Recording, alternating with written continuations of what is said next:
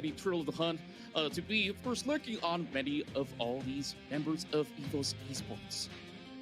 And Gragas, to follow up on that ban, I think Gragas currently in current meta is such a huge flexible champion that you can flex anywhere. And on top of all that, you have a lot from his skill kit to disengage and engage against their enemy team. And now with a Galio banned away, these two flexible champions are now removed from the champion pool. I like the fact that they really want to dive into something that is more straightforward when it comes down to the draft, so you won't be having, some surprises. Oh, is this going to be a mid lane Galio or a support Galio or the Gragas? So with that out of the way, the very first pick for Evos Esports is indeed the Fiora that I was talking about. It could go in the hands of Tipper or even Valdez. So that's the beauty of Wild Rift as compared to, the PC counterpart where Fiora, yes, you could definitely try her in the jungle on the PC side, but Fiora, she's really got this real low cooldown once she's maxed out the lunge on the very first skill. And here goes on the side of SBTC Esports. They want to break wall this Fiora by taking that Gary. And the important thing to note, if you have a Varus in your draft, you need to have a defensive champion to support you when it comes to the 5v5 team fight, because Varus is an ADC that doesn't have any escape route built into his skill kit. So having that Garen available for SBTC is having that synergy and having a Braum as well to go and defend Varus in a team fight. And Evos Esports picking up Ziggs, Rakan, and even a Kai'Sa, I think they have the potential to go for more of the backline damage with the Ziggs. That's extreme burst damage potential, and Renekton to match it up into potentially the Baron lane. A very good compositions coming in from the side of Evos Esports. They can actually go for something that's more team fight oriented as well. Now that they've got all the champions all set, I want to see how would this Lee Sin on SBTC side sets the tempo in the jungle. And in fact, this will be pretty much the very first game here. And in Group A, who will take the very first point? Is it going to be Evos Esports Thailand or SBTC Esports as we zoom into game number 1? And this is going to be pretty much intense, as you stated. Valdez using the Fiora jungle. And recently with the new changes in the patch 2.3, I think this is a more viable option currently in the current meta. Because having a smite in your pocket will mean that you have extra mana regeneration in the river and even in the jungle camp.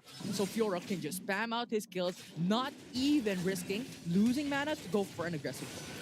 Bottom side sees a little bit of a push, and Miracle has to pop the flash immediately just to get into safety. No first blood just about yet.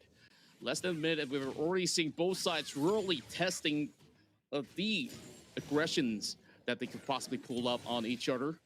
And heading in towards the itemization, both sides of the sport will traditionally go into the boots for a quick upgrade into its any enchantments. But Tipper, he's going to be having a little bit of lead, but he doesn't want to take the dive just about yet.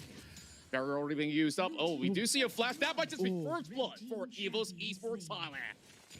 Now, that was an amazing play coming from Evos Esports. I think Tipper was really issuing what's going on into the Baron lane. Minutes was very low. And on top of all that, I think what he wants to do is utilize the Grasp when dying to really survive much longer, to really gain that gold from the farm that he has. But Tipper doesn't really care about it because he is risk tolerant. You have Fiora, Valdez in the top side of the map. So if ever Tipper gets a counter engage from Minas, we have Valdez to just go for the support, go for the quick response, and go for the kill. So I think that is how Evos Esports is playing towards the strong side of the map. They're considering how much number advantage they have in a specific side. But here, 3-man roam from SBTC might look Evos Esports in danger.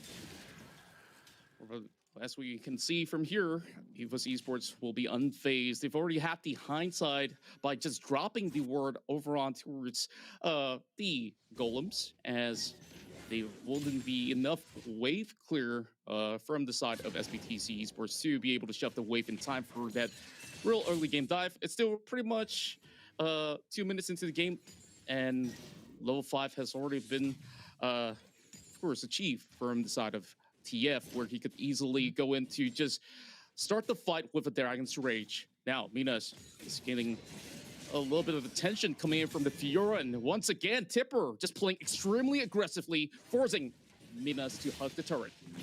Oh, we have TF. Oh boy.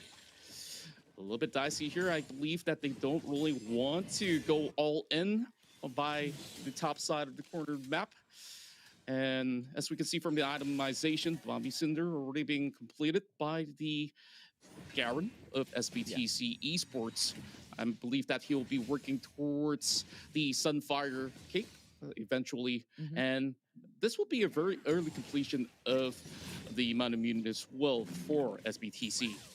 Yeah, definitely. And on top of all the items, you also have Tear of Goddess for a Julie. So I'm hoping, or I'm thinking, that he will build up into a Seraph's Embrace. But as you stated, with a Manamune already locked in for Kiral, I think this is a huge core item coming into the first 4 minutes into the matchup, right? Having a Manamune means that you have a faster ability haste coming into a team fight. And considering that Varus is a spammy champion already with his first skill, with his Q, I think that is an extra damage potential when it comes to the backside damage. So I think SBTC Esports can utilize that very well. But on top of all that, when you're considering the items, G4 already has the Luden Cycle, fast gear wave potential. But mid lane, oh boy, Val is now going on a little bit of a challenge with Julie on the other side. Of course, the man is a little bit ahead of his time, if you want to call him July. And Tipper will be able to actually help secure Evos Esports a skull over on top side of the river. With the very first Drake being spot up, it will be a Fear 1 in form of Infernal Drake. But Evos has already made their way right down below, and they will have more members to actually fend off the likes of SBTC for now. Just a little bit of the bouncing bombs being dropped out from the Ziggs, and they will look for a slight reset. Now, as it stands, both sides are pretty much even Stevens right now. Oh, beautiful stun as they will force a flash from Akano. Now, with having the Grom backing away, this should be a easy dragon if they really want to commit. But then again, SBTC Esports notice this with pretty much wards already being set up all across. I believe that they don't really want to take too much of a risk. And no one can give it free as well to any of these teams, because that is the Infernal Drake. So that will give you extra 6% damage bonus, and that will increase the scaling potential of how these champions would work throughout the 12-minute mark, the 13-minute mark, and that is a huge potential for you to try and dominate the late game type of scenario. And now with Minas having the Sun for Aegis, GA already for TF, I think this would allow them to be more aggressive in this early game potential, with TF having some more risky movements, but never really hoping or risking his life to it, because you have the Guardian Angel that is sort of an extra key play for them to use out when it comes to the 5v5. So I think that is something that SBTC is looking forward into. And I think Evos Esports as well. Domestically, they are known to be a very aggressive team. And now they're going for the Infernal Drake, considering SBTC Esports is there as well. And we might see the aggression coming into it. Oh, speaking of which, this will be the Sonic Wave already connecting, and now they don't upon Kirill looking for the takedown, and that will be it. One kill in from side of Evos Esports as they're looking to lock down Valdez as well. A beautiful shockwave will connect on top of Evos, and Minas having his health down low, he will retreat, and this is where it will be a blow for blow. But that was an amazing counter form of TF, and Julie with a shockwave as well, but that was over the wall. They have they need more time to actually go around the jungle camp onto the choke point to try and reach out Evos Esports. And if you're looking at the spells, all the flashes are gone. So I think they're really handicapped onto really reaching out onto Evos Esports, and they really did a good job when it comes to counter engaging SBTC Esports as well, with G4 just hovering into the backside. And this is the knowledge that he has, right? You have to know what you need to do and where you need to be in terms of positioning. Good positioning. You can see that Evos Esports will have to back away now. 50% health on the Drake. TF might be able to actually secure it, but here comes a beautiful Dragon's Rage on top of Valdez, and this will be a Dragon heading over to Evos Esports with a steal, but the Fury will go down nonetheless. A little bit more of a better skirmish coming out of SBTC Esports to secure the kills, but they did not manage to take the objective that they needed. Yeah. Evos Esports got the Infernal Drake, but at the cost of two members of their team. And I think how SBTC Esports done it is Miracle was so low. When he was low, that is when he used the quickness. And having that quickness as a very essential ultimate for Evos Esports to try and set up the play was not utilized that very well. Thus, considering that he was dead, Evos Esports lost a lot of CC potential to match it up against SBTC Esports, wherein they utilized that very well to get another kill onto Valdez. But regardless, the Infernal Drake giving in to them is a huge potential when it comes to the mid-game late game. SBTC just a few seconds too late to get a chance on the Rift Herald, but they will be able to secure the Skull nonetheless. Now, 4 members commit towards the top side of the map, and they should be able to take this down as Evos Esports do not want to contest. So that will be pretty much a very good lead when it comes down to the number of turrets being secured by SBTC Esports. This will also allow them to open up a lot more areas of the jungles if they were to invade to get a little bit of a catch. Yeah, and they need to come back into what was lost a while ago, right? They were at a disadvantage on a 1k gold deficit, 2k gold deficit, and having that Tower First Blood and also a tower in the Baron lane means that they have enough gold from the turret plates and also securing the objective to come back to it. And I'm expecting maybe some of the champions from SBTC has used up a mastermind onto their runes that actually gives you 120 more gold than you actually do when you don't have it. So I think SBTC Esports right now is looking at a very good state wherein they match the gold lead of Evos Esports coming into this 9 minutes and 40 seconds of the match. Well, Evos Esports, they understand the dangers of diving a Garen. Definitely not the best case scenario, especially when the rest of SBTC Esports is nowhere to be seen on the map. Baron will be spawning in a few seconds from now, but it's a little bit too early to challenge that. So SBTC Esports look to break. Both sides will fall back.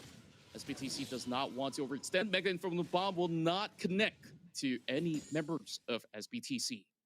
And SBTC Esports just have a lot of big AoE CC totals.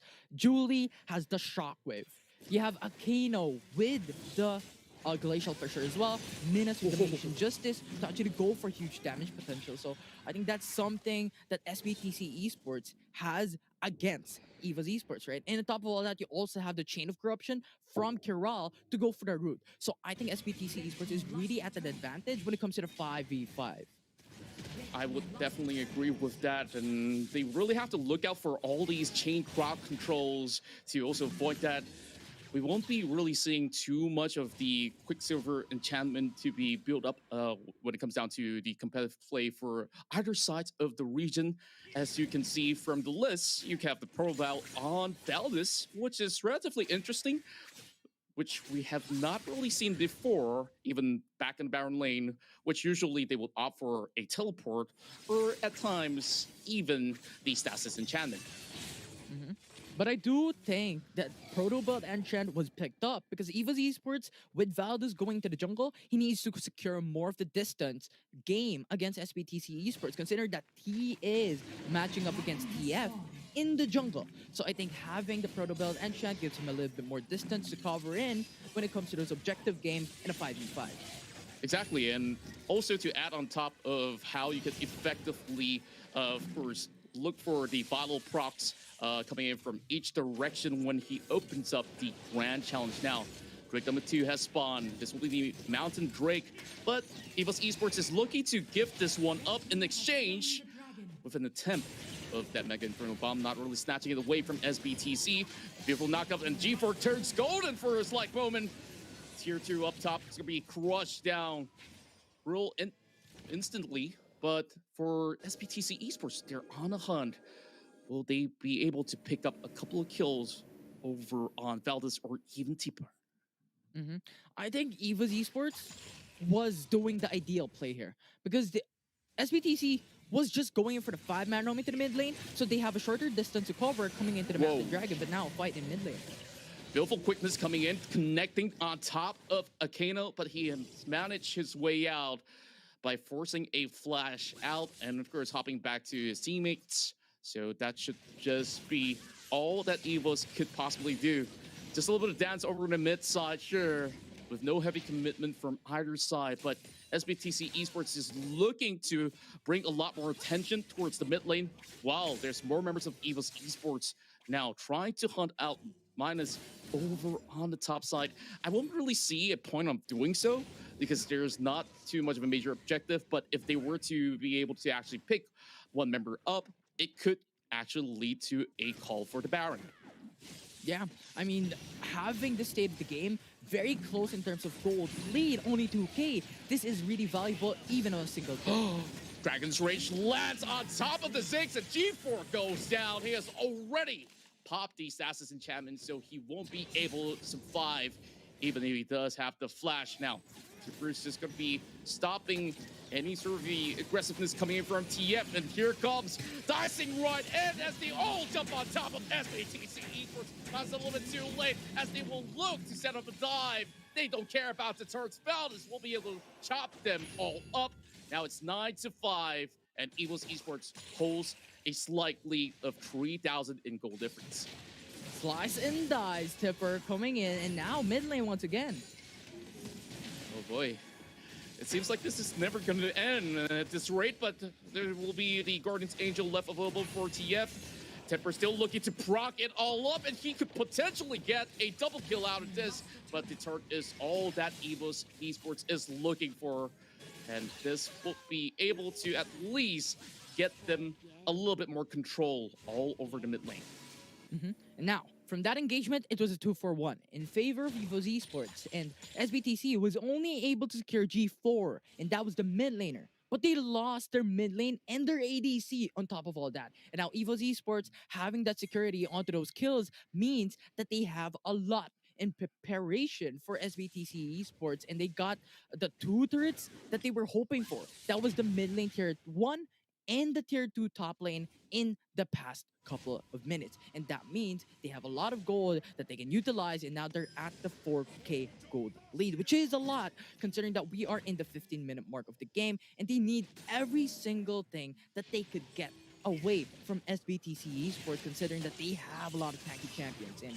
I think the reason why they built a triple B arcade graph composition into their items is because of Minas and also Aquino available for SBTC Esports, building onto a Garen and a Braum with like a tanky type of item composition. I like the fact that you actually pointed that out. This will also mean that they could easily tread down this Baron in real swift time, and it seems like SBTC won't even get their hands all over the Baron at all, and Evos Esports will look to reset. There's only very little HP on the mid lane turret, and now with the TP coming up, Tipper's gonna be in the slight trouble. Slice and dice just to get away. He doesn't really have to commit a flash for that. Now, this is where another major fight might just happen here over the Dragon, and it's already 16-minute mark, so this Elder Drake will definitely add up in terms of the true damage that they could potentially output in those team fights. But with the Baron buff from Evos Esports, they can just go for lane pressure, and after then, go for the Ocean Drake if they want to. Yeah, it's just making sure that they just take out many of all these minion waves just to set things up perfectly. But you can tell that SBTC Esports is also ready by dropping in quite a number of river wards right down below. There is a huge wave coming up top as well as bottom, so SBTC Esports will have to juggle the pressure from all fronts. Now, for the members of Evos Esports is looking to secure the Elder Ocean Drake.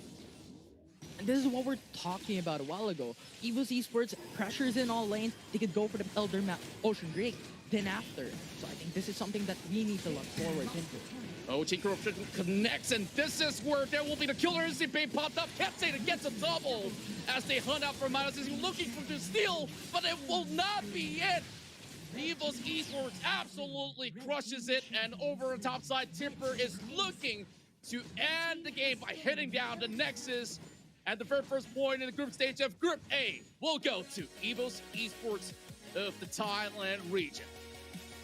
What a mind game from Evos Esports. They were playing it against SBTC. They went in for the 4-1 setup where Renekton is going just onto the Baron lane, just slicing and dicing onto those turrets. And considering that they have the Baron buff, they have the security no matter what. Even if they lost the Ocean Elder Dragon, they still have the potential to go for the inhibitor turrets. That is a lot to take in. And I think that is the reason why how Evos Esports has played that out and has won Game 1 against SBTC. Now I understand why they call Tipper as one of the best top laners, or should I say Baron laner, of the entirety of the Icon series for Thailand. And you can tell that he has been able to dish quite an enormous damage, but the most damage has been put out by G4 up the mid lane.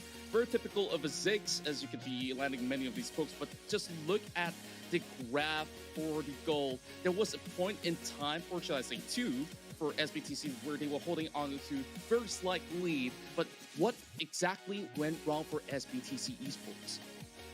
I think what went wrong is how they were just trying to go for the 5v5, how they were trying to utilize their advantage in the mid lane alone. And if you do that, Evos Esports can just play it up 4-1 setup, just stay under the turret, go for the defense, and try and push away SBTC on the ground.